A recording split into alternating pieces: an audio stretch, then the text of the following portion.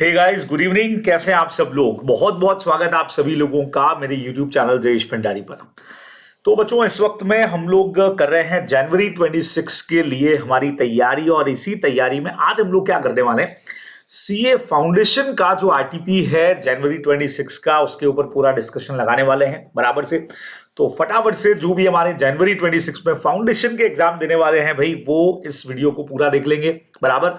और यहां हम लोग देखने वाले हैं किस टाइप के क्वेश्चंस क्वारी हो रहे हैं, आंसर का प्रेजेंटेशन कैसा है, उन सब के ऊपर हम लोग डिस्कशन लगाने वाले हैं। तो ये अपने लिए काफी यूजफुल हो जाएगा, अपने को आइडिया लग जाएगा कि किस तरह के क्वेश्चंस के चांसेस एग्जाम में होते हैं बराबर। चलिए जी, तो एकदम फटाफट से स्टार्ट करूंगा। लेटेस्ट आरटीपी हमारा है, आगे जाकर के हम आरटीपी की पूरी सीरीज में प्रीवियस आरटीपीज के ऊपर भी बात करेंगे, लेकिन फिलहाल आज का सेशन आप लोगों के लिए है हमारे करंट वाले आरटीपी का। तो बच्चे लोगों, हमेशा की तरह आप लोग जानते हो यार, फर्स्ट जो क्वेश्चन हमारा दिया है इंडियन रेगुलेटरी फ्रेमवर्क का, आप लोग यहां पे देख सकते हो।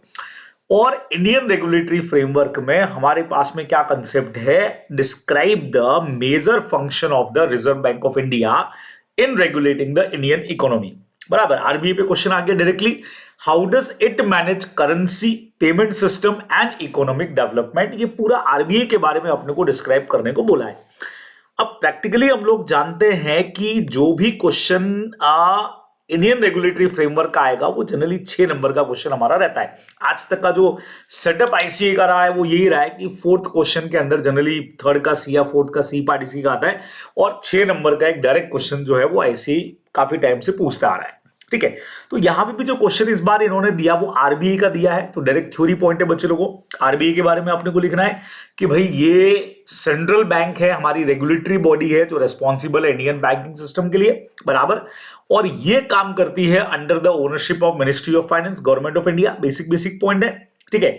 It is responsible for the control issue maintaining supply of Indian rupees, ठीक है। उसके अलावा कंट्री का जो पेमेंट सिस्टम है या इकोनॉमिक डेवलपमेंट को प्रमोट करना इनकी जिम्मे है। फिर दो हमारी जो प्रेसेस हैं जहां पे नोट प्रिंट होते हैं, भारतीय रिजर्व बैंक नोट मुद्रण, ठीक है, उसका डिटेल आ गया कि भाई 2 प्रेस है, एक हमारी नासिक में वेस्टर्न इंडिया और एक देवास में है सेंट्रल इंडिया, ठीक है। उसके अलावा आरबीआई ने एस्टैब्लिश करके रखा है National Payment Corporation of India बराबर, as one of specialised division to regulate the payment और सेटलमेंट सिस्टम जो है। उसके अलावा 2 और ऑर्गेनाइजेशन इसमें काम करते हैं, एक डिपॉजिट इंश्योरेंस हमारा हो गया एंड क्रेडिट गारंटी कॉर्पोरेशन। अब आपको याद हो तो अपन ने बात भी की थी क्लासेस के अंदर भी कि भाई इन दिनों में जैसे ये कहा जाता है कि यार डिपॉजिट का इंश्योरेंस करवाना जरूरी है, एक पर्टिकुलर पैसा इंश्योरेंस का हमारा बैंक से डेबिट हो रहा है, वो एग्जैक्टली यही है जो हमारे उन डिपॉजिट का इंश्योरेंस करके रख रहा है, as well as guarantee provide करता है बराबर से। अगर बैंक्स का आपस का कोई इंटर लोन भी है तो उसके लिए गारंटी प्रोवाइड करने का काम ये करता है। तो बहुत बेसिक सिंपल फटाफट से हमने कर लिया, क्योंकि डायरेक्ट हमारा ये थ्योरी क्वेश्चन है। तो आप एक क्वेश्चन जनरली प्रीवियस पेपर्स अगर उठा करके देखेंगे तो 6 नंबर का एक डायरेक्ट क्वेश्चन 6 मार्क्स का अपने को देखने को मिलेगा। तो उसी लेवल का ये क्वेश्चन है, तो अपने को अच्छे से तैयार करके जाना चाहिए बराबर से। बहुत सिंपल हो गया। चलिए जी, वापस से आता हूं, आप लोगों को लेके चलता हूं। नाउ अभी बारी है हमारी इंडियन कॉन्ट्रैक्ट एक्ट के क्वेश्चंस को करने की। तो इंडियन कॉन्ट्रैक्ट का सीन क्या है बच्चे लोगों? पहला क्वेश्चन आप लोगों के सामने है, mister Naman is an auctioneer, ठीक है। He advertised in a leading newspaper that an auction would be held on 17th of April 2025 in Agra for sale of some office furniture. Mr. Kahana read the advertisement and travel about 500 kilometers to attend the auction. When he reached the place of the auction, he found that furniture had been withdrawn from the sale. Mr. Kahana sued Mr. Naman for the loss of time and expenses बराबर। State with reason, क्या यहां पे ये compensation claim हो सकता है क्या? अब कंसेप्चुअल अगर तरीके से आपने पढ़ा हुआ है तो क्वेश्चन पढ़ते ही, इवन हम लोगों ने तो अपने नोट्स के अंदर इस पे एग्जांपल भी किए बराबर। तो जहां से भी जिधर से भी आपने फाउंडेशन पढ़ा है 100% है कि आप लोगों ने ये एग्जांपल जरूर किया होगा कि it is a matter of invitation to receive offer, है ना। और फाइनल आंसर अपने को दिमाग में पता है कि हाँ भाई कान्हा जो है वो ये क्लेम, मिस्टर कान्हा जो है वो ये क्लेम नहीं कर पाएंगे, बिकॉज ये इन्विटेशन टू ऑफर है, ये एक्चुअल में ऑफर है ही नहीं। तो आइए इसका आंसर यहां से देखते हैं कि आईसीए ने इसका आंसर किस तरीके से ड्राफ्ट किया है बच्चे लोगों। यहां से मेरे साथ में देखो। अब आंसर लिखने का तरीका आप लोग हमेशा से जानते हो, थोड़ा सा यहां से आप लोग चेक करना। हम लोग क्या करते हैं, बहुत फटाफट से आंसर को लिखने की ट्राई करते हैं और उसमें कई सारी चीजें मिस हो जाती है। फर्स्ट नंबर हमारा प्रोविजन है। यहां इन्होंने क्वेश्चन का एक समरी दिया है कि भाई क्वेश्चन के अंदर क्या पूछा है, और फाइनली यहां जब आप देखोगे तो आपको मिलेगा कंक्लूजन, है ना। तो ये हमारे पार्ट में हमारा जो आंसर, एक अच्छा आंसर डिवाइड होता है। अब आप चाहें तो ये जो प्रोविजन वाला पार्ट है इसको आप लोग पॉइंट्स में भी लिख सकते हो, दिक्कत नहीं है कि पैराग्राफ फॉर्म में लिखना है, आप 1 2 3 ABC करके पॉइंट्स में भी डाल सकते हो। तो according to Indian Contract Act हमेशा से हमारी जो स्टार्टिंग लाइन रहती है बराबर से, an invitation to offer is different from offer, हमारी जो बेस लाइन है, ठीक है। फिर इसके कुछ एग्जांपल्स दिए, quotation, catalogue, advertisement in newspaper for sale are not offer, ठीक है। These are invitation to public to make an offer. तो आप चाहें तो मैंने कहा ना पॉइंट्स में डाल दो, फर्स्ट पॉइंट आ गया, सेकंड पॉइंट में हमने इसके कुछ एग्जांपल्स डाल दिए। Bidding in an auction is also invitation to offer, ये क्वेश्चन से कनेक्टेड हो गया। When goods are sold through auction, the auctioneer does not contract with anyone who attend the sale. अब ये एक अलग तरह की लाइन आ गई, ठीक है, जो जनरली अपने को इस क्वेश्चन से कनेक्टेड ही लिखनी है कि अगर कोई बंदा वहां पे प्रेजेंट हो रहा है ऑक्शन के अंदर तो हमारा उसके साथ डायरेक्ट कॉन्ट्रैक्ट नहीं है, आप जानते हो उसका तरीका क्या है। इट वॉज डिसाइडेड, अब केस का नाम देना चाहे तो हैरिस वर्सेस निक्सॉन का दे सकते हैं आप लोग। The advertisement auction was merely a declaration to inform potential, या आप कह सकते हो जो भी हमारे कह सकते हो परचेजर्स है, वुड बी परचेजर्स जिनको हम कहते हैं ना, जो हो सकता है that the sale was taking place, it was not an offer to contract with anyone. तो सिंपली आप लोग लिख सकते थे कि भाई एडवर्टीजमेंट बाय जो भी पर्सन है, advertisement by the person for auction sale is not an offer, it is just an invitation to offer, means it is offer to take the offer, कि भाई हम इन्विटेशन आपको दे रहे हैं टू टेक द ऑफर। अपन ऐसा भी इसको करके लिख सकते हैं। तो ये पैरा के बाद फिर हमने यहां पे जो है वो क्वेश्चन पूरा एक्सप्लेन कर दिया, ठीक है। अब क्वेश्चन एक्सप्लेन करने के बाद final answer on the basis of our provision, जो हमारा मेन तरीका होता है, हमेशा लाइंस बीच में गैप डालिए, प्रॉपर तरीके से प्रेजेंटेशन करिए।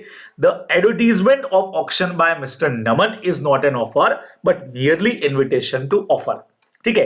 ही is not liable to mister Kana, hence Kana could not succeed in the suit. तो आपको यहां पे सक्सेस नहीं मिलेगी, ये अपन ने फाइनल आंसर में लिख दिया है। तो ऐसे हमको आंसर का प्रॉपर तरीके से बच्चे लोगों को करना पड़ेगा प्रेजेंटेशन, ठीक है। बराबर क्लियर हुआ आप लोगों को कैसे करना है। चलिए नेक्स्ट क्वेश्चन की तरफ चलेंगे बच्चे लोगों। सेकंड नंबर क्वेश्चन, मतलब इंडियन कॉन्ट्रैक्ट का अगला क्वेश्चन क्या है। Abhimanyu a businessman lost his document at a crowded railway station. Ramesh a passerby, जो वहां से निकल रहा था, voluntary collected the document and return them safely to Abhimanyu without expressing any reward. कोई रिवॉर्ड उन्होंने डिक्लेयर नहीं किया है, बराबर, और मतलब विदाउट एक्सपेक्टिंग एनी रिवॉर्ड, उसको कोई रिवॉर्ड की चाहत थी नहीं, तो उसको मिला, उसने ले जाकर के लौटा दिया।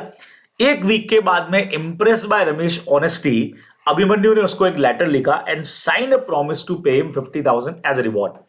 अब कई लोगों को इतना क्वेश्चन पढ़ते ही किसी को दिमाग में, sir it is a matter of finder of lost goods. नहीं है भैया, फाइंडर ऑफ लॉस्ट गुड्स का मैटर है ही नहीं है, समझ रहे हैं।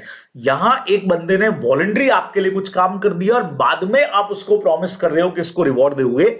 लेटर अभिमन्यु ने बाद में refuse to pay, arguing that the fact has already been perform voluntary.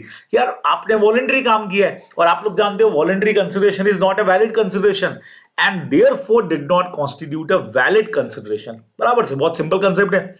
Now Ramesh filed a case claiming that the promise was binding. Ramesh कह रहा है कि बाइंडिंग है। Decide under the Indian contract, क्या अभिमन्यु यहां पे लायबल होगा क्या। अब बच्चे लोगों बहुत सीधा सा है, हम लोगों ने सेक्शन 25 के एक्सेप्शंस के अंदर पढ़ा हुआ है, ठीक है, जहां हम कहते हैं compensation for past voluntary services के जो कॉन्ट्रैक्ट्स होते हैं वो हमारे एब्सोल्युटली वैलिड कॉन्ट्रैक्ट्स आते हैं। याद आया आप लोगों को, है ना। ये पास कंसिडरेशन का भी मैटर नहीं है क्योंकि वॉलंटरी काम किया, बाद में आपने प्रॉमिस किया है, तो सीधा आपका क्वेश्चन लिंक दिमाग में आ जाना चाहिए आपको कि हाँ वहां वाले प्रोविजन से एकदम लिंक कर रहा है ये। और आप लोग देख सकते हो, देखो इन्होंने आंसर कैसे लिखा है बच्चों। यहां थोड़ा सा आपको आईसीआई का तरीका सीखना पड़ेगा। आईसीआई इस तरह के क्वेश्चंस में सबसे पहले क्या करता है बच्चे लोगों, वो यहां पे अपने को दे देता है सीधा सीधा सा कंसिडरेशन का डेफिनेशन। इस पे जितने क्वेश्चंस मैंने पहले भी देखे, ऑलवेज वो लोग कंसिडरेशन का डेफिनेशन दे देते हैं, है ना। ये देखो डेफिनेशन आ गया, कंसिडरेशन का पूरा डेफिनेशन इन्होंने सबसे पहले लिख दिया। डेफिनेशन लिखने के बाद में ये सेक्शन 25 पे आए जो ये कहता है, अच्छा आप वो लाइन भी लिख सकते थे, no consideration no contract but there is exception, a promise made in writing and signed by the promisor to compensate a person who has voluntarily done something for the promisor is enforceable even without fresh consideration. आप चाहें तो simply जो 3-4 condition आपकी है ना, act voluntary done and then promise, वो points भी आप लिख सकते थे. Although the original act was voluntary, once a subsequent written promise is made, it becomes binding. यानी यहां से यहां तक का पूरा पॉइंट जो है वो आपका प्रोविजन में है. गैप डाल करके लिखिए, इसको भी आप चाहे तो पॉइंटर्स फॉर्म में लिख सकते हो. बराबर समझ में आया आपको? ये लिखने के बाद फिर हमने यहां पे क्वेश्चन का समरी समझा दिया, ऑलवेज जो अपन करते ही आ रहे हैं. और फाइनली बच्चों कंक्लूजन वाला पार्ट हो गया. आप भी आंसर को ऐसे प्रेजेंट करो. Here the promise made by Abhimanyu in writing to compensate Ramesh for past voluntary services is valid and enforceable. Therefore, Ramesh is entitled to receive 50,000. Abhimanyu is legally bound to pay. ये अपने को simply answer में लिखना चाहिए था. ठीक है, बराबर है. तो बहुत क्लियरली आप इस क्वेश्चन को कर सकते हैं. एकदम बढ़िया सा क्वेश्चन इन्होंने पूछ लिया कंसिडरेशन वाले चैप्टर से. चलिए जी, नेक्स्ट पे आता हूं बच्चे लोगों में. और अगला क्वेश्चन हमारे सामने जो फोर्थ वाला है उसको देखिएगा क्या बोला है. फोर्थ क्वेश्चन में अपने पास में है, Vikas a businessman from Delhi entered into an agreement with Reddy a trader from Hyderabad to smuggle a large consignment of gold into India in violation of the custom laws. बच्चे लोगों सीधा सीधा सा मैटर है भाई साहब, अनलॉफुल ट्रेडिंग हो रही है क्योंकि वायलेशन है यहां पे एक्ट का और स्मगलिंग है. As per terms, Reddy would arrange the smuggling operation while Vikas promised to provide financial support and safe storage facility. Both agreed to share the profit equally. क्या जो भी प्रॉफिट होगा उसको आपस में बांट लेंगे. The agreement also stated that Reddy would invest a portion of his profit in Vikas legitimate textile business, which was lawful activity. अब बच्चों सुनना, इस बिजनेस में एक पार्ट तो अनलॉफुल है, लेकिन दोनों ने क्या एग्री किया है कि रेडी जो है वो जितना पैसा कमा रहा है उसको विकास के लीगल बिजनेस के अंदर इन्वेस्ट करेगा. लीगल बिजनेस में इन्वेस्ट करना इज लॉफुल, आप लोग जानते हो. दो तरह की चीजें हो गई हैं. After the first successful operation a dispute arouse between the parties. Vikas receive the smuggle gold but refuse to share the profit, arguing that the agreement was unlawful. वो कह रहा है भाई अनलॉफुल है, मैं तो नहीं बांटूंगा. रेडी उसके अगेंस्ट में केस फाइल करता है, enforcement, claiming that at least the lawful portion of the agreement relating to the textile business should be upheld. कि चलो ठीक है वो तो अनलॉफुल है, लेकिन जो बिजनेस लॉफुल वाला हम लोग मिलकर कर रहे हैं उसका तो प्रॉफिट लाओ मेरे लिए. Decide whether the agreement is enforceable. अब बच्चे लोगों पढ़ते ही अनलॉफुल लॉफुल सेक्शन नंबर 23 और 24 आपके दिमाग में आना चाहिए. सर दोनों क्यों आने चाहिए? देखो एक कंसेप्ट है बच्चे लोगों की, जो अनलॉफुल है स्मगलिंग है वो तो एब्सोल्युटली वॉइड है, अपोज टू पब्लिक पॉलिसी है, फॉरबिडन बाय लॉ है, सब कुछ है. तो सेक्शन 23 के सारी चीजें जो अपन स्टार्टिंग पैराग्राफ में लिखते हैं वो अपन लगाने वाले.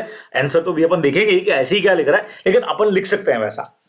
अब एक पार्ट तो ये है कि ये तो ले ही नहीं सकता है. अब लॉफुल वाला पार्ट, लेकिन कितना है वो, क्या हम यहां पे लॉफुल अनलॉफुल को अलग कर पा रहे हैं क्या? क्योंकि एग्रीमेंट में क्या बोला, जितना वो कमाएगा उसका पार्ट यहां पे डालेगा, अपने प्रॉफिट का एक शेयर डालेगा, लेकिन कितना डालेगा क्या हम उसको यहां पे आइडेंटिफाई कर सकते हैं क्या कि इतना पैसा कमाएगा, इतना पैसा इस बिजनेस के अंदर वो डाल देगा, इन्वेस्ट कर देगा? नहीं बोला हुआ है.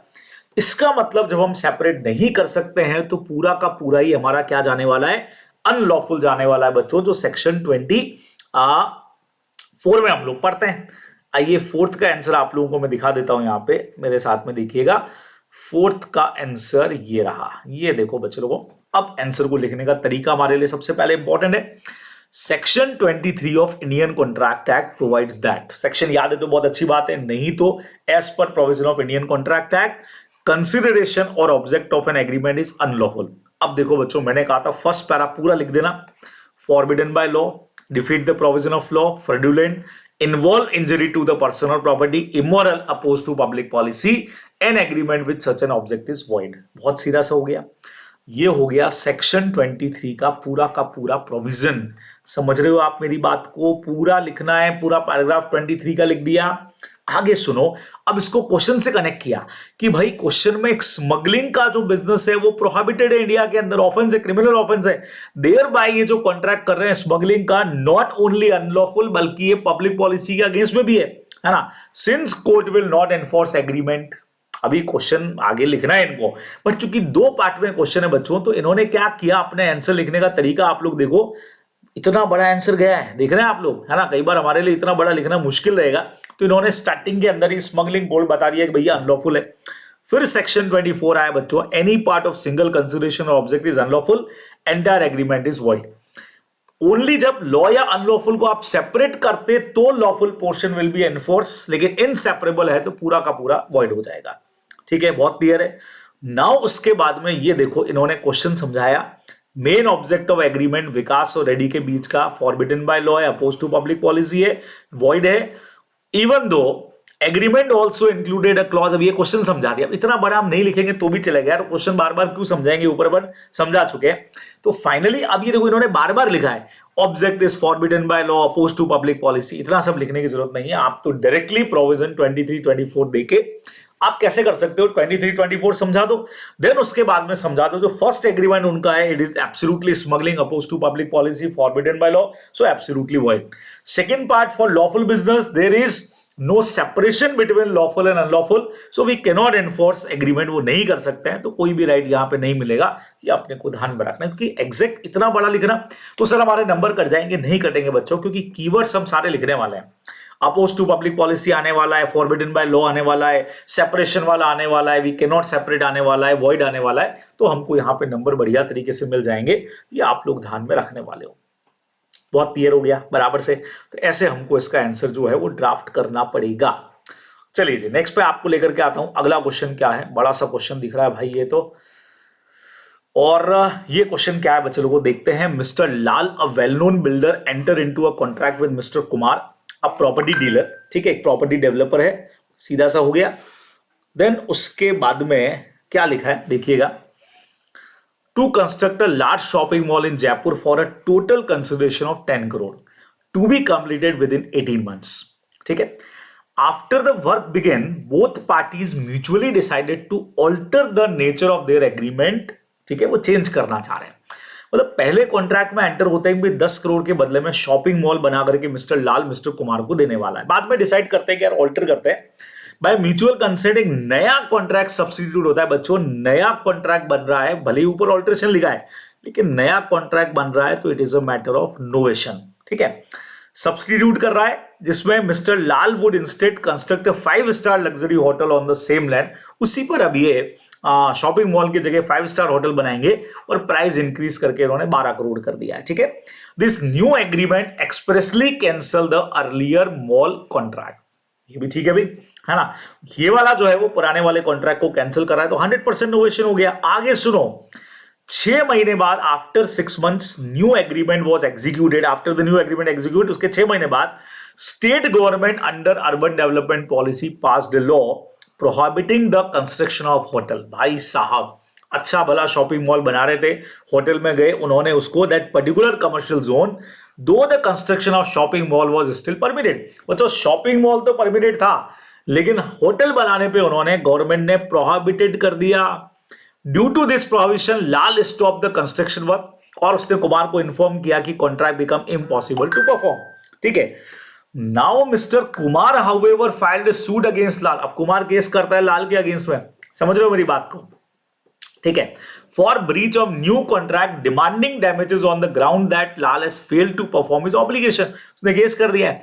भाई बहुत सीधा सीधा सा हो गया कि कुमार ने लाल के ऊपर केस कर दिया, भाई तुमने कंस्ट्रक्शन का केस कैसे रोक दिया, ये अपने को ध्यान में रखना है।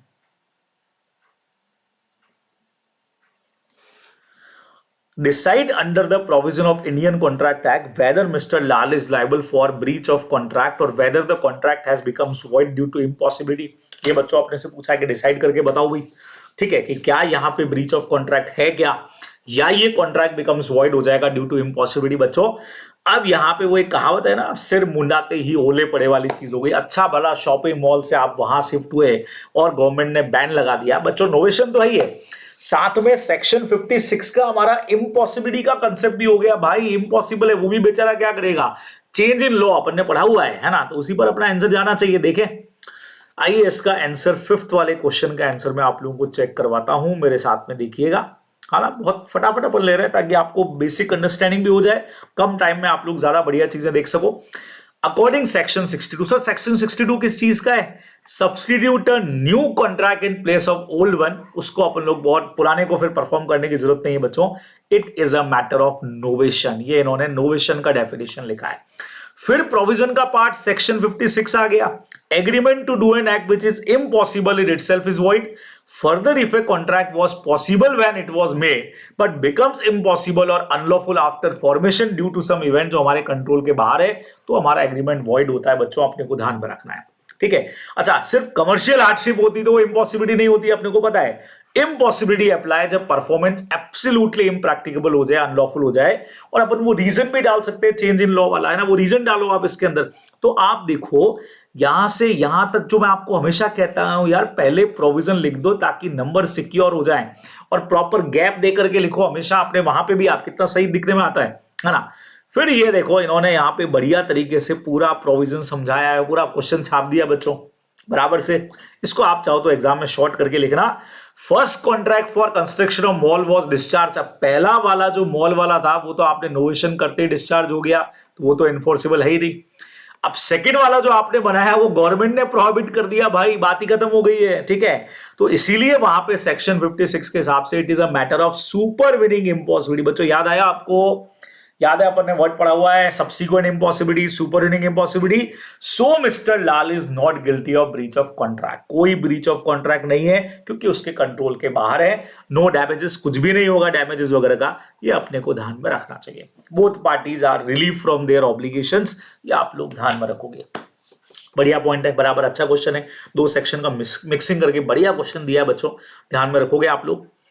नाउ उसके बाद में अगले क्वेश्चन पे चलते हैं। इंडियन कॉन्ट्रैक्ट के क्वेश्चन सबसे ज्यादा होते हैं इसके अंदर, अभी तो थ्योरी क्वेश्चंस भी आएंगे।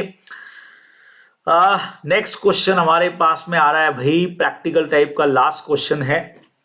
Mister Ramesh delivered the gold ornament to a jeweller, ठीक है। मिस्टर अरुण फॉर पॉलिशिंग के लिए दिया है, ओके रमेश ने। Arun kept the ornament in the locker of his shop and locked the premises before leaving. Locker में रख के लॉक लगा दिया। Unfortunately, during the night, some thieves broke into the shop. दुकान में घुसे, ornament चुरा लिए। When Ramesh asked for return his ornament, Arun express करता है inability and state that he has taken as much care of goods as he would have taken for his own property. बच्चों bailment का question है। Ramesh, however, claimed compensation for the loss on the ground that the ornaments were delivered under a contract of bailment and bail is bound to return. तो आपको पूछा है बताओ भाई Arun liable है कि नहीं है। तो हम लोगों ने एक पॉइंट पढ़ा हुआ है, अगर आपने गुड्स को प्रॉपरली लुक आफ्टर और केयर किया है, फिर भी अगर गुड्स में नुकसान हो गया है तो बेली विल नॉट बी रेस्पॉन्सिबल। बेली की रेस्पॉन्सिबिलिटी तो है कि लुक आफ्टर करना है, बट कितना, जितना एक ऑर्डिनरी पर्सन करता है उस सिचुएशन में। तो देखो कहां से आंसर बनेगा। अब बच्चों प्रोविजन देखो, सबसे पहले we have to write definition part, समझ रहे हो। सबसे पहले यहां बेलमेंट का डेफिनेशन आ गया है, सेक्शन याद हो तो ठीक है, नहीं तो भी बेलमेंट का डेफिनेशन के भी होता क्या है। फिर बेली की ड्यूटीज का पहला पॉइंट था हमारा कि bailee would be take as much care of the goods bailed as a man of ordinary prudence for his own goods, आपको पता है, ठीक है। सेक्शन 152 कहता है if the bailee has taken such responsible care then he is not responsible loss destruction and destruction of the goods. अगर उसने reasonable care किया फिर अगर नुकसान हुआ तो बेली नॉट रिस्पॉन्सिबल है। फिर आप देख सकते हो यहां पे क्वेश्चन का समरी दे दिया गया है और फाइनल आंसर में क्या बोला है, Arun has taken a reasonable precaution for locking. यार उसने लॉकर वॉकर में रखा जहां उसके खुद के बाकी ऑर्नामेंट्स भी पड़े होंगे, ऐसे में उसका नेग्लिजेंसी नहीं है। Arun can not be held liable to compensate Ramesh for stolen ornaments. ये बच्चों अपने को ध्यान में रखना है, बराबर बहुत क्लियर हो गया। तो ये आप लोग का क्वेश्चन है एकदम बढ़िया तरीके से। तो प्रैक्टिकल क्वेश्चंस तो हो गए सारे के सारे खत्म। थ्योरी क्वेश्चंस पूरा डिस्कस नहीं करूंगा मैं, बस एक बार आइडिया ले लेंगे कि यार थ्योरी के क्वेश्चंस क्या है। अब देखो थ्योरेटिकल पार्ट पे 3 क्वेश्चंस अपने आरटीपी में है। सबसे पहला आपको डिटेल्स बताना है rule governing the enforcement of contingent contracts. बच्चों को कंटीजेंट कॉन्ट्रैक्ट्स अपन लोगों ने पढ़ा हुआ है बराबर 31 से जो अपना स्टार्ट होता है। रूल्स पूछे आपसे तो आपको याद है वो रूल्स अपन ने पढ़े हुए हैं इसके अंदर, ठीक है। हैपनिंग या non happening, happening in time या नॉन हैपनिंग इन टाइम वाले जो अपने पॉइंट थे, इम्पॉसिबल वाला और कई बार एक्ट ऑफ द पर्सन पे था। तो थ्योरेटिकल पार्ट पे वो सारे पॉइंट्स अपने को लिखने हैं। अभी अपन आंसर देख भी लेंगे। अगला क्वेश्चन पूछा है agency may be terminated bye act of parties और बाय ऑपरेशन ऑफ लॉ। तो आपको इसमें एजेंसी का टर्मिनेशन कैसे होता है उससे रिलेटेड पॉइंट्स पूछे हैं। तो ठीक है, टर्मिनेशन समझा देंगे अपन एजेंसी का। फिर एसेंशियल कंडीशन पूछी है for a valid contract of guarantee. Guarantee की एसेंशियल कंडीशंस क्या है। तो मैं चाह रहा हूं कि आप जब भी आरटीपी करें आपको कर लेनी है, मेरे इस वीडियो के साथ ही आरटीपी लेकर के बैठना, मोबाइल में ओपन करना और ये पूरा अभी तैयार कर लेना। ऐसे बात के भरोसे मत रहना कि बाद में करेंगे, तब करेंगे, अब करेंगे, यार कर लो साथ में। तो ये देखो एनफोर्समेंट के ये देखो रूल्स अपने को यहाँ पे कंटीजेंट कॉन्ट्रैक्ट के दे दिए है ना। ये देखो ये दे दिए 32, 33, 34, 35, 36 वो सारे आ गए। हैपनिंग पर अगर हो तो क्या करना है, अपन ने पढ़ा हुआ है हैपनिंग पे हैपन हो जाए तो वैलिड रहेगा। नॉन हैपनिंग पे अगर नॉट हैपन हो तो वैलिड है, नहीं तो वॉइड हो जाएगा। ये किसी पर्सन के एक्ट पर डिपेंड है। वो मैरिज वाला अपना एग्जांपल था, सलमान ने प्रॉमिस किया था मैरिज का कि शाहरुख की अगर मैरिज प्रियंका से हो गई तो पैसे देगा, लेकिन उसने किसी और से शादी कर ली तो कंडक्ट इम्पॉसिबल हो गया, वो वाला एग्जांपल लग जाएगा, है ना। कंटीजेंट ऑन हैपनिंग ऑफ, अब ये फिक्स टाइमिंग वाले पॉइंट आ गए 35 में दोनों, और लास्ट वाला अगर इम्पॉसिबल पे है तो एब्सोल्युटली वॉइड हो जाएगा। ये अपने को ध्यान में रखना था। तो दीज पॉइंट्स आर देयर, अपने को लिखने चाहिए थे, ठीक है। अब एजेंसी का टर्मिनेशन कैसे होता है बच्चों, अपन ने पढ़ा हुआ है। रिवोकेशन के पॉइंट लिखना है पहले आपको, जहां एजेंट प्रिंसिपल ने एजेंट को फ्री कर दिया है, ठीक है। उसमें 2 पॉइंट और आते हैं कि नोटिस देना पड़ेगा, नहीं तो कॉम्पनसेशन देना पड़ेगा, ठीक है। एक्सप्रेस और इंप्लाइड हो सकता है। जो इफेक्ट्स वाले पॉइंट है वो भी साथ में आएंगे। तो मैं आप सबको बोलूंगा यहां से आंसर पढ़ के जाना, अलग अलग जगह दिए हुए लेकिन आपको यहां से पढ़ना है। फिर एजेंट कई बार खुद ही रिजाइन कर देता है, एक्सप्रेस रिजाइन कर सकता है, एम्प्लॉयड रिजाइन कर सकता है, उसको भी नोटिस देना पड़ेगा। नहीं देगा तो वो प्रिंसिपल को कॉम्पनसेशन देगा। वो सारे पॉइंट्स यहाँ पे भी आ रहे हैं। वही देखो 206 वाले पॉइंट यहाँ पे भी लगेंगे, ठीक है। अच्छा, अगर एजेंसी कोई पर्टिकुलर बिजनेस के लिए है और वो कंप्लीट हो गया तो एजेंसी ऑटोमेटिकली कंप्लीट हो जाएगी। अगर दोनों में से किसी का भी डेथ या इंसिनिटी हुआ तो भी एजेंसी खत्म हो जाएगी। प्रिंसिपल अगर इंसॉल्वेंट हो गया तो भी खत्म हो जाएगी। और अगर आपने एक फिक्स टाइम के लिए एजेंसी बनाया जैसे पार्टनरशिप में होता है तो टाइम कंप्लीट होते ही एजेंसी भी खत्म हो जाएगी। दीज आर सम पॉइंट्स जो अपने को लिखने चाहिए। गारंटी के फीचर बच्चों, सबसे पहले पर्पस वाला पॉइंट आया। गारंटी पेमेंट सिक्योर करने के लिए होता है, एक तरह से सिक्योरिटी देते हैं अपन प्रोवाइड करने के लिए, ठीक है। और अगर डेप्ट ही नहीं है तो गारंटी नहीं होनी है। कंसिडरेशन तो आपने 127 में पढ़ा हुआ है, आपको याद हो तो, जो डेटर के लिए कंसिडरेशन है वही हमारा श्योरिटी के लिए भी है, वो वाला पॉइंट अपने को लिखना है, ठीक है। एग्जिस्टेंस ऑफ लायबिलिटी ऑलवेज रहेगी, आप लोग जानते हो। को एक्सटेंसिव लायबिलिटी होती है, इसमें टाइम बाय डेप्ट भी नहीं लगता है, ठीक है। नो मिसरिप्रेजेंटेशन और कंसीलमेंट नहीं होना चाहिए, नहीं तो गारंटी वैलिड नहीं होगी। वो भी इसके फीचर के अंदर कवर है, आप लोग ध्यान रखोगे। अच्छा, रिटर्न में होना जरूरी नहीं है, ओरल रिटर्न कैसे भी हो सकती है। ये गारंटी अपन जॉब के लिए देते हैं तो कैसे भी हो सकती है। और को श्योरिटीज वाला अपना एक पॉइंट था, कई बार मोर देन 1 भी आ सकते हैं गारंटी देने के लिए, तो इक्वली वो लोग रेस्पॉन्सिबल रहेंगे अगर और कुछ डिसाइड नहीं करो तो। वो अपने को ध्यान में रखना है। तो ये सारे 6 पॉइंट आप लोगों को यहाँ पे लिखने हैं, तो इनको जरूर पढ़िएगा, हाँ। तो ये क्वेश्चन मैंने फटाफट से ले लिया क्योंकि डायरेक्ट पॉइंट से आप लोग इजीली कर सकते हो। चलिए जी, तो यहां इंडियन कॉन्ट्रैक्ट एक्ट हमारा खत्म हो रहा है बच्चे लोगों, और हमारी गाड़ी अब बढ़ेगी हमारे एक बहुत जबरदस्त एक्ट पर जिसको लेकर के आप लोग कई बार बहुत घबराते हो, सोगा।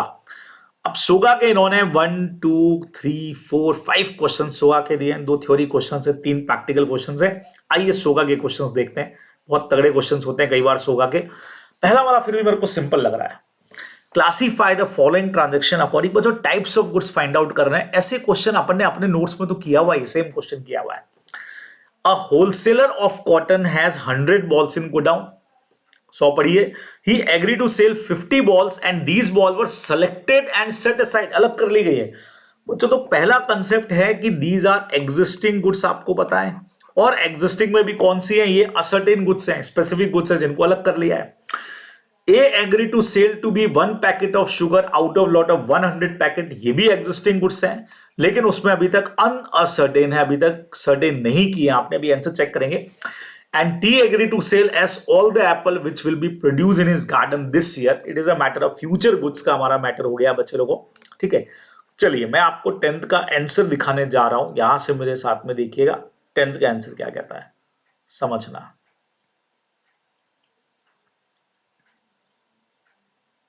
ये देखो आंसर लिखने का तरीका देखो, छोटे छोटे क्वेश्चंस होते हैं ये वाले।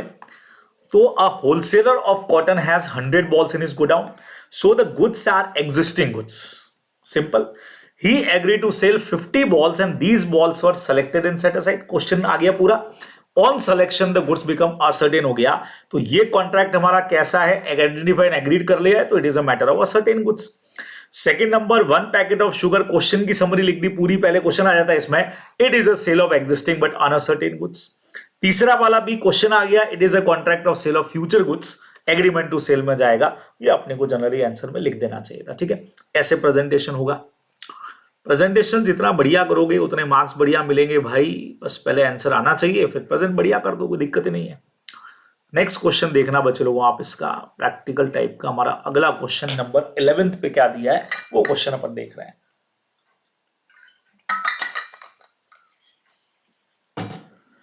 Mister Rahul a wholesaler trader in Delhi, ठीक है, placed an order with mister Kapil a textile merchant for 50 rolls of premium silk cloth at an agreed price. Okay, एक ऑर्डर देता है जिसमें टेक्सटाइल मर्चेंट को 50 रोल चाहिए premium silk at an agreed price. It was clearly mention that cloth should be of premium quality silk and suitable for manufacturing wedding garments. ये clearly instruction दे दिए बच्चे लोगों। तो क्या ये वो वाला पॉइंट तो नहीं है जहां हम इंस्ट्रक्शन देते हैं सामने वाले को एकदम properly? Mister Kapil delivered the goods on the schedule date. On the casual examination at the time of delivery, the role appeared to be fine. अपने को ठीक लग रहा है, so Rahul accepted them. उसने accept कर लिया, ठीक है। However, later while cutting and using the cloth, it was discovered that roll contained a mixture of synthetic fabric and hidden defects at a small hole and stain.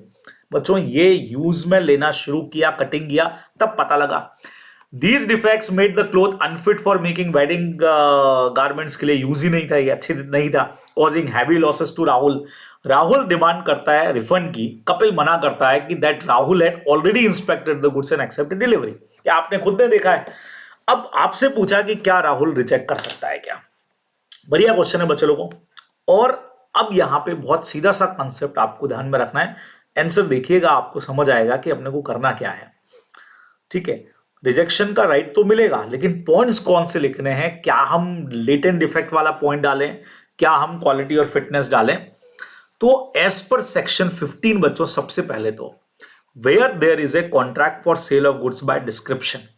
अब मैंने आपको कहा था जब भी इस तरह का क्वेश्चन आता है ना, तो ये लोग 16 के तो लगाएंगे क्वालिटी और फिटनेस, लेकिन साथ में 15 भी लगाएंगे, क्योंकि उसने डिस्क्राइब किया। तो अपन ने कई बार पढ़ा था कि डिस्क्रिप्शन सर कौन देता है, सेलर के बायर, कोई भी दे सकता है। बायर ने डिस्क्राइब किया था गुड्स को, तो इंप्लाइड कंडीशन है कि goods shall correspond with the description. पहली बात तो ये हुई। फर्दर 16(2) में when goods are bought by description from a seller who deals in such goods, there is an implied condition that it shall be of merchantable quality.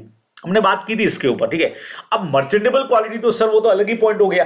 अब आप इसमें quality और फिटनेस भी लगाओ, क्योंकि हम सामने वाले पे वैसे तो भरोसा भी कर रहे हैं, क्योंकि उसको हम गुड्स का ऑर्डर दे रहे हैं।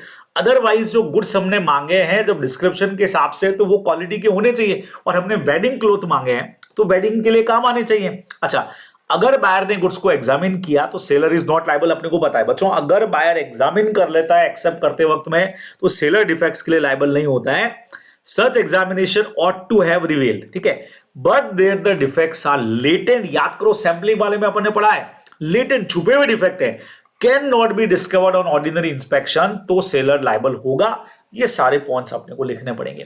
तो कॉमन दिमाग में जो आपके पॉइंट्स आ भी रहे हो उन सबको लिखिए बराबर। घबराओ मत कि सर हमने 15 भी लिख दिया, 16 भी लिख दिया, 13 भी लिख दिया। बच्चों अगर आपका आंसर सही है तो सही वाले पोर्शन के मार्क्स मिल जाएंगे, बाकी वाले के छूट जाएंगे। माइनस मार्किंग तो है नहीं, तो क्यों टेंशन लेनी इस तरह के क्वेश्चंस में। फिर ये देखो यहां पे क्वेश्चन पूरा समझा दिया, ये टाइम हो तो समझाना, नहीं तो सीधा आंसर पे आना। Conclusion, it is a matter of conclusion. Final अपना जो आंसर होता है, on the basis of above provision it is clear that cloth correspond नहीं कर रहे हैं प्रीमियम सिल्क से, एंड ऑल्सो मर्चेंटेबल क्वालिटी के नहीं है। 2 पॉइंट्स इन्होंने डाल दिए, ठीक है। मर्चेंटेबल भी नहीं है। अच्छा, हमने यहां कहीं वो वाला पॉइंट नहीं डाला है कि उसकी स्किल पे हमने रिलाई किया। डिस्क्रिप्शन है, उसके बाद में मर्चेंटेबल क्वालिटी शादियों के लिए सही होने चाहिए। Defect was latent and could not have been notice in the ordinary inspection, जो अपन सैंपल वाले में पढ़ते हैं वो यहां पे भी लगेगा। Rahul is entitled to reject the goods and recover the price. Kapil can not avoid liability mere on the ground that कि आपने इंस्पेक्शन किया था, ये कह के बच नहीं सकते हो। लेटेंट डिफेक्ट वो चाहे सैंपलिंग में हो चाहे डिस्क्रिप्शन में, सब में लगेगा भाई। चेक कर ली उससे क्या होता है, गुड्स पता ही नहीं लगते हमको, तो यहां हम क्लेम कर सकते हैं। ये आप लोगों को मेनली ध्यान में रखना चाहिए, बराबर। तो बढ़िया क्वेश्चन है बच्चे लोगों, अच्छे से समझ करके जाना। जहां कंफ्यूजन डाउट लगे तो कमेंट बॉक्स के अंदर आप लोग डाल देना कि सर यहाँ पे ये क्यों नहीं लग रहा है, क्या लग रहा है, तो अपन उस पर बात कर लेंगे, कोई दिक्कत वाली चीज नहीं है, ठीक है ना। चलिए जी, अब आता है बच्चे लोगों नेक्स्ट क्वेश्चन। देखो ये क्या कह रहा है। Mister Varun, a laptop distributor delivered 20 laptop to his friend mister Rohit on the condition on sale on approval और return basis within 10 days. Section 24 approval basis आते दिमाग में आ जाना चाहिए। Rohit neither return the laptop within the decided time period nor inform Varun for any rejection. चलिए भाई, ownership यही पे गई। 10 दिन के लिए दिया था, न तो उसने रिटर्न किया न ही उसने रिजेक्शन का इन्फॉर्म किया है, तो हिसाब से तो गई ownership. Instead he keep the laptop in his office showroom, और उसमें से 5 उसने आगे अनुज को बेच भी दिए, claiming to be the absolute owner. बच्चों ओनरशिप भी आगे गई, तो वरुण से होते हुए, रोहित से होते हुए 5 की तो अनुज के पास गई। Anuj purchase the laptop good faith, पूरा पैसा भी दे दिया और रिसिप्ट भी इशू हो गई, सब कुछ हो गया। 15 दिन के बाद वरुण ने अपने लैपटॉप रिटर्न मांगे, भैया तुम्हें नहीं लेना तो वापस करो, इंक्लूडिंग दो सोल्ड टू अनुज। अनुज को जो बिक गए वो भी वापस दो भाई मुझे। रोहित मना कर देता है, आर्ग्यू करता है कि he had acted as the owner, कि भाई मैं अब ओनर की तरह एक्ट कर रहा हूं। अनुज ऑल्सो डिफेंड। अच्छा, अनुज ने भी बोला, जिसको बेच दिए थे उसने क्या बोला, he was a bona fide purchaser for value there, मैंने पैसा देकर के खरीदा है। Varun however rely on the principle that no one can transfer a better title than he himself has. बच्चे लोगों, पुराना कंसेप्ट उसका, अगर मैं ओनर मतलब ओनर से बेटर टाइटल कोई ट्रांसफर नहीं कर सकता है, ठीक है। तो बट ऑब्वियसली मैं ही ट्रांसफर कर सकता हूं। नेबोडेट को टॉन हैबिट वाला रूल भी इन्होंने पूछ लिया है। अब आपको बताना है क्या होना चाहिए बच्चे लोगों। अब देखो बेसिक कंसेप्ट क्वेश्चन पढ़ते ही, Anuj has acquired a valid title, और क्या वरुण रिकवर कर सकता है गुड्स को, दोनों ही नहीं होंगे, क्योंकि एक तो डिसाइडेड टाइमिंग निकल चुका है। तो जब डिसाइडेड टाइमिंग निकल चुका है तो ओनरशिप वैसे भी रोहित के पास आ गई, पैसा क्लेम कर सकते हो आप 20 लैपटॉप का, और जो अनुज के पास बिक गए वो बिक गए, उसको गुड टाइटल मिलने वाला है। सेक्शन 27 से 30 भी यही कहता है, नॉन ओनर ओनरशिप का ट्रांसफर कर सकता है बच्चों। एक पॉइंट अपन ने पढ़ा हुआ है, परचेजर के ओनरशिप में आने से पहले उसने अगर बेच दिया अप्रूवल बेसिस पे, तो खरीदने वाले को गुड राइट्स मिलेंगे, है ना। आओ अपन देखते हैं इसका आंसर, चेक करते हैं। हाँ जी, ये देखिए यहां से सबसे पहला प्रोविजन सेक्शन 24 लगा नहीं है आपको, सेक्शन नहीं याद है तो एज पर प्रोविजन ब्रेक डाल देना, बीच में गैप डालना 2 प्रोविजन के बीच में। When goods are delivered on approval on sale on return basis, the property passes to the buyer if we accept them. Does any act adopting the transaction such as reselling retain the goods beyond the fixed or reasonable price? आप अपने हिसाब से लिखना, 4 point अपन पढ़ते हैं। In case of sale on return basis, ownership can be transferred when buyer accept them. Decided जो भी time period है वो पास हो चुका है। Retain the goods, sell the goods, place the goods, आपने पढ़ा हुआ है। 27 कहता है जनरल रूल भले यही है कि ओनर के अलावा ट्रांसफर कर नहीं सकता, but there are some exceptions, bona fide purchaser को बेनिफिट देते हैं। और उसमें सेक्शन 30 में लिखा है, if seller is possession of the goods resell them to a buyer in a good faith, such buyer gets a valid title. If a seller in possession of the goods, वो आगे बेच देता है good faith के अंदर, तो buyer को good title मिलेंगे। सिमिलरली 32 में भी लिखा हुआ है, if the buyer with the seller consent. तो मेरे हिसाब से ये फर्स्ट पॉइंट की जरूरत नहीं थी, मेन ये वाला प्रोविजन बच्चों, ये वाला अपना प्रोविजन है, ठीक है। अगर buyer with the seller consent goods का पोजीशन अपने पास में रख रहा है और आगे उनको बेच देता है, मैंने भी क्लास में करवाते वक्त आपको अप्रूवल बेसिस का एग्जांपल इस पे दिया था कि अभी आपके पास ओनरशिप आई नहीं, लेकिन जैसे आप किसी और को बेचते हो ओनरशिप आपके पास आ जाएगी और खरीदने वाले को गुड टाइटल इस पे मिल जाएंगे। ये अपने को लिखना है इसके अंदर, बराबर। यानी बायर ने ओनरशिप आने से पहले ही किसी को अगर बेच दिया, गुड फेथ में खरीदा उसने, उसको ओनरशिप मिलेगी। Once good on approval are retain beyond time और रीसोल्ड, ओनरशिप पास हो ही जाती है, पता ही है अपने को। अब इन्होंने क्वेश्चन की समरी समझाई है। क्वेश्चन की समरी के बाद फाइनल आंसर बच्चों यहां पे आया, it is clear that retaining the laptop beyond approval period और selling part of them, Rohit becomes the owner of the goods. Anuj का सेल भी वैलिड है, बोनाफाइड परचेजर है। तो सर अब बताओ आप इस बेचारे का क्या होने वाला है, वरुण का? वरुण लैपटॉप तो नहीं ले सकता है भाई, लेकिन रोहित से सबकी प्राइस तो ले ही सकता है ना? तो उसका जो कंटेंशन है कि लैपटॉप उसको मिलने चाहिए वो नहीं मिलेंगे, but he can claim for price ले ले भाई, कौन मना कर रहा है तुझे, बिल्कुल ले सकता है। ये बच्चे लोगों को अपने को ध्यान में रखना चाहिए, बराबर। आई थिंक बहुत क्लियर कंसेप्ट है यार, बहुत आराम से आप लोग कर लोगे इसको, दिक्कत ही नहीं है। चलिए आगे बढ़ते हैं, और अब आई थिंक कुछ थ्योरी क्वेश्चंस होंगे हमारे पास में। Discuss the rights of buyer against the seller. Buyer के राइट सेलर के अगेंस्ट में when the seller commit a breach of contract, बराबर। तो अपन लोगों ने पढ़े हुए हैं, बच्चे लोगों ये सारे पॉइंट याद करो। अनपेड सेलर के राइट्स पढ़ते हैं ना गुड्स और बायर के अगेंस्ट में, वैसे बायर के राइट भी सेलर के अगेंस्ट में। तो मैंने आपको पढ़ाया भी था, स्पेसिफिक परफॉर्मेंस के लिए आप डिमांड कर सकते हो, नहीं तो प्राइस के लिए, गुड्स के लिए, डैमेजेस के लिए, वो सारे पॉइंट आने वाले हैं। फिर rules relating to passing of property in specific और ascertain goods under section 19 of the goods. जब गुड्स असर्टेन हो तो क्या करना है, स्पेसिफिक गुड्स में जब असर्टेन हो तो क्या करना है, उसमें भी डिलीवरेबल स्टेट में हो तो क्या करना है, नहीं हो तो क्या करना है, उनको लेकर के आना है डिलीवरेबल स्टेट में। वो सारे प्रोविजन आपको आंसर में लिखने चाहिए होते हैं। देखो मैं बता रहा हूं आप लोगों को, है ना।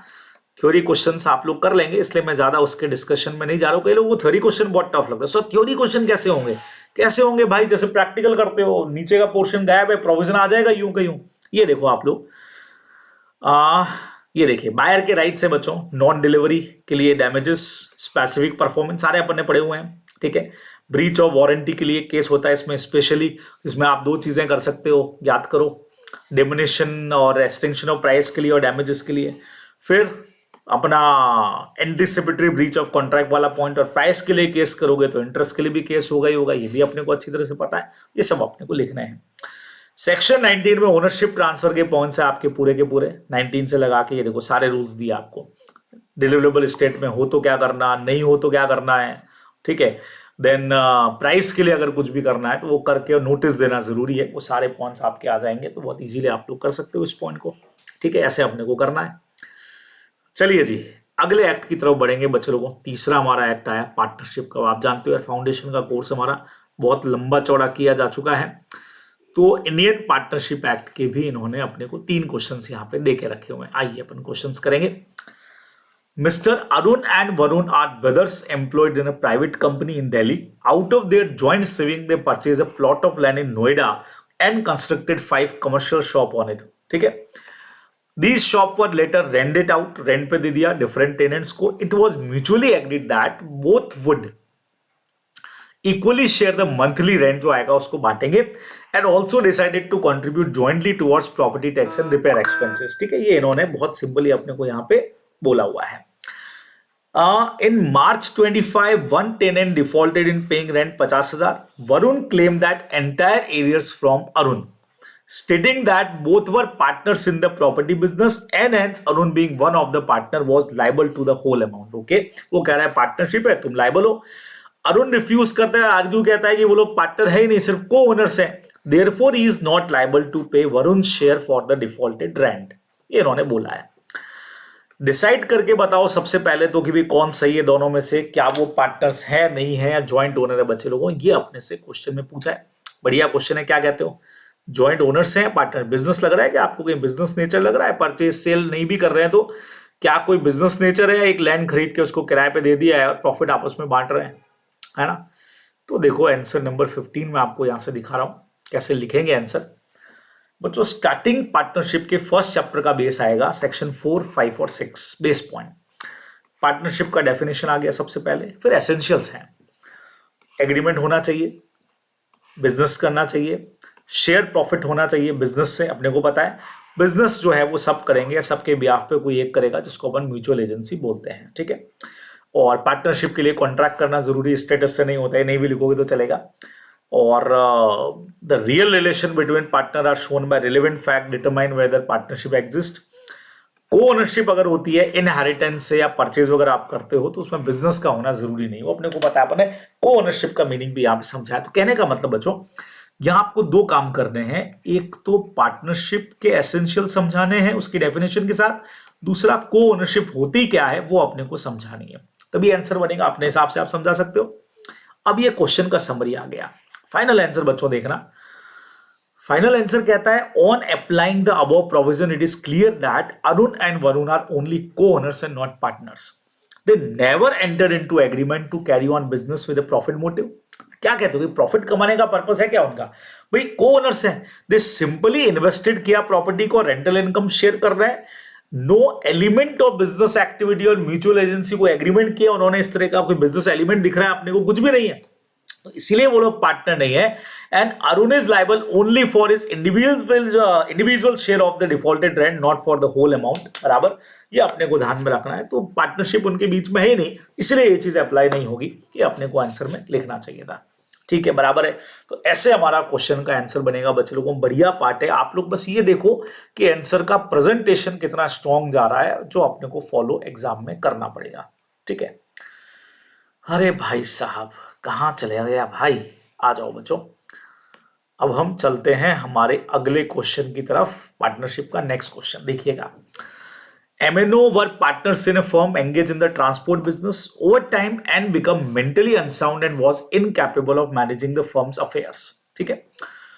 O alleged Mr. M that M was continuously guilty of misconduct and was misappropriating the firm fund. बच्चों देखो, 3 पार्टनर है.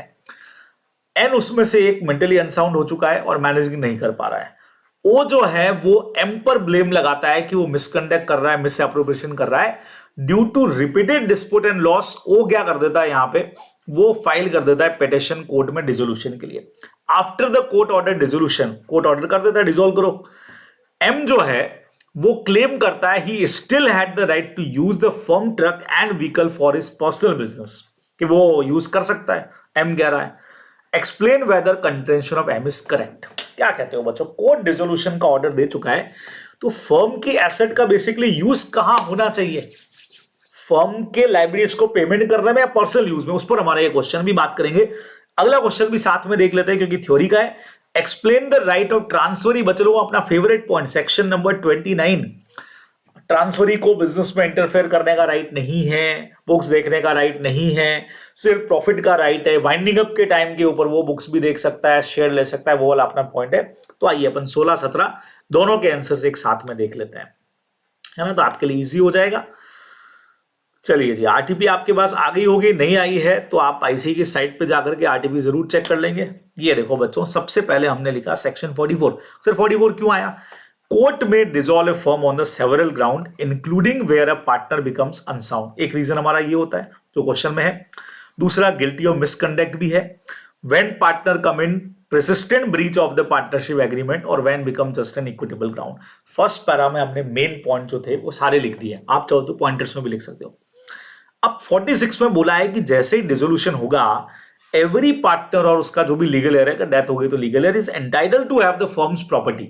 उसको मिलेगा, लेकिन आफ्टर कब मिलेगा? अप्लाइड इन पेमेंट ऑफ डेब्ट and liabilities of the firm. And जो सरप्लस होगा वो डिस्ट्रीब्यूट होगा पार्टनर्स में. आप लोग जानते हो, no partner can claim exclusive right over the property after dissolution. ये लाइन बहुत बढ़िया है जो आपको लिखनी चाहिए. कोई इकलौता पार्टनर फर्म की प्रॉपर्टी पे एक्सक्लूसिव राइट नहीं है, मेरी प्रॉपर्टी है मैं घर पे लेके जा रहा हूं ना भाई, ऐसे नहीं होता है. Here N become mentally unsound and incapable of attaching to partnership matters. N become mentally unsound बराबर से and incapable of attending to partnership matter. Oh blame. ये तो क्वेश्चन की समरी आ गई बच्चों, ये तो क्वेश्चन समरी आ गई. फाइनल आंसर, कोर्ट का डिसोल्यूशन ऑर्डर तो वैलिड है ही है. वन पार्टनर अनसाउंड है, दूसरा मिसकंडक्ट कर रहा है. आफ्टर डिसोल्यूशन फर्म का एसेट लाइबिलिटीज के पेमेंट में होगा और जो बचेगा उसको बांटेंगे. M can not claim exclusive right के ट्रक और व्हीकल्स मैं लेके जाऊंगा अपने पर्सनल बिजनेस के लिए, अनजस्टिफाई है. प्रॉपर्टी सेटलमेंट के काम में आएगी और जो बचेगा पैसा वो आप, सर मान लो सब पेमेंट करने के बाद ट्रक बच रही है तो घर पे ले जा सकता है क्या? नहीं भाई, सब में बराबर डिस्ट्रीब्यूशन होगा, बाकियों को पैसा देके ले जाओ. लेकिन एक्सक्लूसिव राइट अगर आप रखना चाह रहे हो तो नहीं मिलेगा, ये अपने को ध्यान में रखना है. ठीक है. अगला क्वेश्चन सेक्शन 29 अपना फेवरेट पार्ट है. मैंने आपको कहा था क्या क्या राइट्स हैं. इंटरफेयर नहीं करेगा, अकाउंट्स डिमांड नहीं करेगा, इंस्पेक्ट नहीं कर सकता है, लेकिन डिसोल्यूशन के टाइम पे खाली प्रॉफिट का शेयर ले लेगा. डिसोल्यूशन के टाइम पे profit share, property share, accounts देखना वो सब कर सकता है. ये क्वेश्चन अपने को अच्छी तरह से पता है. ठीक है बच्चों, क्लियर हो गया? बहुत सिंपल है. तो ये सेक्शन 29 आपको पूरा लिख देना है. चलिए जी, एलएलपी में मुझे यहां से आंसर में तो सेक्शन 17 दिख रहा है बच्चों, वो अपना नेम वाला जहां एलएलपी के नाम में अपने को कंपलसरी रेक्टिफिकेशन करना पड़ेगा, मुझे तो वो वाला सेक्शन दिख रहा है भाई। आओ यहां से चेक करते हैं फटाफट से, देखिएगा। अरे भाई काहे बार बार ब्लैंक हो रहा है भाई मेरे, थक गया ये भी नहीं इतना बड़ा पेपर देख करके, क्वेश्चंस खूब होते हैं ना। आइए चलते हैं अभी, ये देखो भाई एलएलपी का डायरेक्ट क्वेश्चन बच्चों, explain the provision relating to the change of name of LLP under LLP act. बच्चे लोगों नेम चेंज करने को बोला है, तो दो तरह के चेंज होते हैं, एक वॉलंटरी और एक कंपलसरी चेंज होता है, ठीक है। कंपलसरी चेंज, वॉलंटरी चेंज, दोनों ही पॉइंट बढ़िया हैं। सेक्शन नंबर 17, 16, 17 दो पॉइंट लगेंगे या 17 और 13 लगेंगे बच्चों। देखो सेक्शन 17 तो आने ही आना है, ये देखिएगा यहां पे इन्होंने दिया है एलएलपी का सेक्शन 17, ठीक है। 15, 16 में कुछ भी दिया हो, अपना पूरा वो पॉइंट बच्चों, पहले से बने हुए अगर किसी नाम से मैच कर जाए। भाई साहब ये क्यों आ गया, रुकिएगा 1 minute.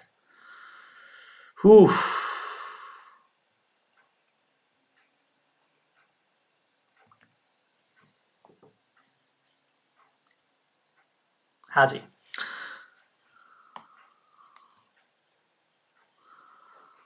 Notwithstanding anything contain in section 15 और 16 अपन ने पढ़ा हुआ, ये वाला पूरा पॉइंट बच्चे लोगों बराबर पूरा as it is theory part आ गया। पहले से बनी हुई किसी कंपनी के नेम से अगर आप मैच करते हैं बराबर, या किसी एलएलपी के नाम से मैच कर जाते हो, या किसी रजिस्टर्ड ट्रेडमार्क से मैच करते हो, तो एप्लीकेशन जाएगी, अपने को 3 मंथ्स में चेंज करना है। ट्रेडमार्क वाले केस में 3 साल में एप्लीकेशन हो सकती है, 15 दिन में आरओसी को इन्फॉर्म करोगे, 30 डेज में सर्टिफिकेट आएगा। मीन्स थ्योरेटिकल पार्ट है पूरा का पूरा, तो ज्यादा मुझे नहीं लगता मुझे डिस्कशन की यहाँ पर रिक्वायरमेंट है, आप इजीली कर सकते हो, ठीक है ना। चलिए तो एलएलपी का एक सिंगल क्वेश्चन अपने को थ्योरी का दे रहेगा, प्यारा क्वेश्चन है बच्चे लोगों, बढ़िया क्वेश्चन है, कर सकते हो आप लोग। चलिए तो मैं अब आ रहा हूं बच्चे लोगों हमारे कंपनीज एक्ट के क्वेश्चंस पर। देखो पार्टनरशिप हो गया था, नाउ कंपनीज एक्ट के क्वेश्चंस के ऊपर बात करेंगे। 19, 20 I think 3 questions companies act के भी होंगे बराबर। आ जाओ, कंपनीज एक्ट का क्वेश्चन कहता है Sunrise Infrastructure was incorporated with object of developing residential housing project as specified in its memorandum of association, ठीक है। बच्चों को हाउसिंग प्रोजेक्ट करना है, the board of director decided to invest a substantial part of companies fund into speculative trading of share of other companies. बच्चों other companies के share में invest कर रहे हैं, hoping to earn quick profit. When the share holder question this act, the director argued that since the company was incorporated had wide power of management, वो कुछ भी कर सकते हैं, their decision was valid। तो बताओ भाई क्या लगता है, क्या डॉक्ट्राइन ऑफ अल्ट्रा वायरस के बेस पे उन्होंने आपसे पूछ लिया whether the director action is binding, सवाल ही नहीं होता है, एब्सोल्युटली वॉइड हो जाएगा बच्चों। एमओएस से बाहर जाके आपको काम करने का राइट नहीं मिलेगा। अभी इसका आंसर देखते हैं अपन, है ना, आंसर अभी देखते हैं। Out of doctrine of ultra vires आपने को समझ में आ ही गया, पहले एक बार मैं क्वेश्चंस देख लेता हूं, छोटे छोटे क्वेश्चंस ही है। अगला क्वेश्चन देखते हैं फिर आंसर एक साथ देखेंगे। Bharat infrastructure was incorporated in India, 55% paid up share capital बच्चों सेंट्रल गवर्नमेंट के पास है। इतना सुनते ही this is a government company. 20% state government के पास में, भाई साहब बात ही खत्म हो गई बच्चों, मतलब 75% तो गवर्नमेंट के पास ही है, रिमेनिंग 25% प्राइवेट इन्वेस्टर्स आपके और मेरे जैसे लोगों के पास होगी।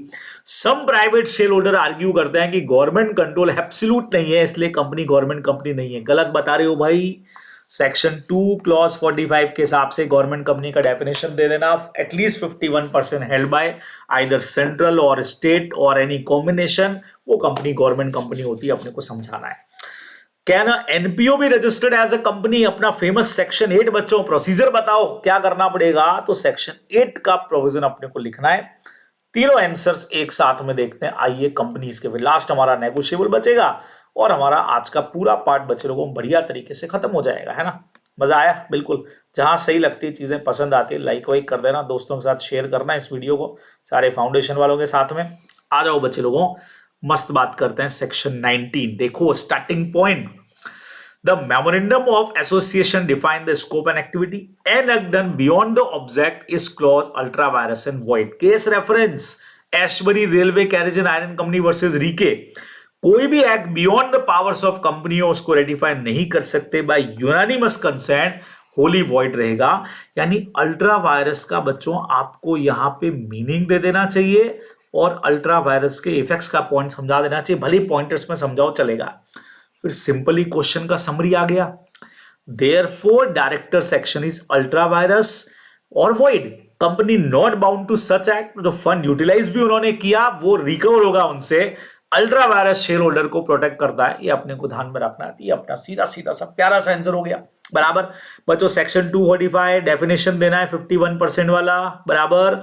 और इन्वेस्टर की बात गलत है भाई, पूरा 75% गवर्नमेंट के पास पड़ा हुआ है, एक्सीडिंग 51% है, तो प्राइवेट इन्वेस्टर का जो आर्ग्यूमेंट है वो अनटेनेबल है, अनएक्सेप्टेबल है, ध्यान रखना है।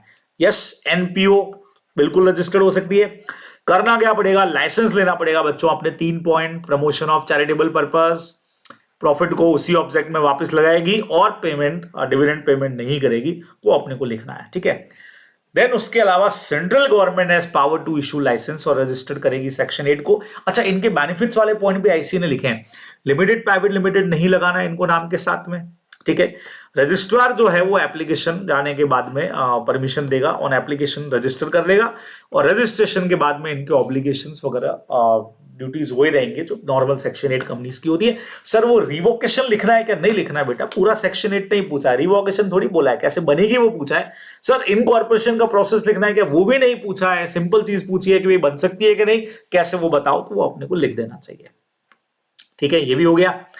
चलिए जी, अब बच्चे लोगों हम लोग पहुंच रहे हैं हमारे आखिरी टॉपिक पर, जो है हमारा नेगोशिएबल इंस्ट्रूमेंट एक्ट। आ जाओ भाई, 2 क्वेश्चन इसके दिए, एक थ्योरी एक practical.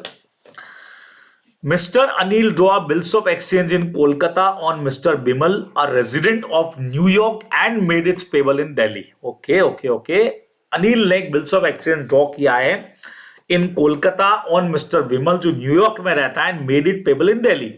On maturity bill was dishonour and Anil ने विमल पे इंडिया में केस किया, claiming interest at the rate of 18%, जो कोलकाता में एप्लीकेबल है। बच्चों सेम एग्जांपल अपने नोट्स वगैरह में भी है, आईसी की बुक में भी है। विमल कंटेन करता है his liability was govern by New York law where the rate of interest was 6%, तो आपको विमल की लाइबिलिटी बतानी है।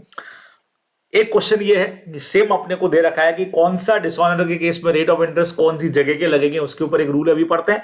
अच्छा, एक थ्योरी क्वेश्चन है, 4 तरह के इंस्ट्रूमेंट बेयरर, ऑर्डर, इनलैंड और फॉरेन अपने को पूछा है, तो अपन इसके दोनों के आंसर एक साथ में देख लेते हैं, तो हमारा पूरा काम यहाँ पे खत्म हो जाएगा। ये देखो, पहले आपको ये बताता हूं, देखिएगा बहुत प्यारा पॉइंट है, आप लोगों को नोट्स में एग्जैक्ट दे रखा है।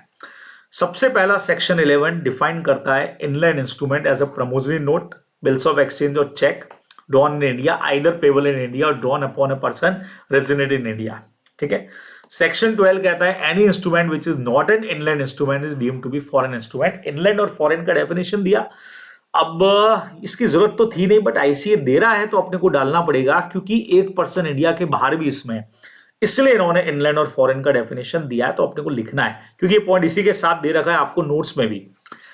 फर्दर सेक्शन 134 कहता है in absence of any contract contrary the liability of the maker और drawer of a foreign promissory note, bills of exchange और cheque is regulated by the law for the of the place where instrument is made. तो सुनना, maker drawer की liability तो उस country की होती है जहां इंस्ट्रूमेंट बना है, एक्सेप्टर की लाइबिलिटी और एंडोजर की लाइबिलिटी कहां से होगी, जहां पे इंस्ट्रूमेंट पेबल है। अलग अलग लोगों के लिए अलग अलग जगह की लाइबिलिटी है।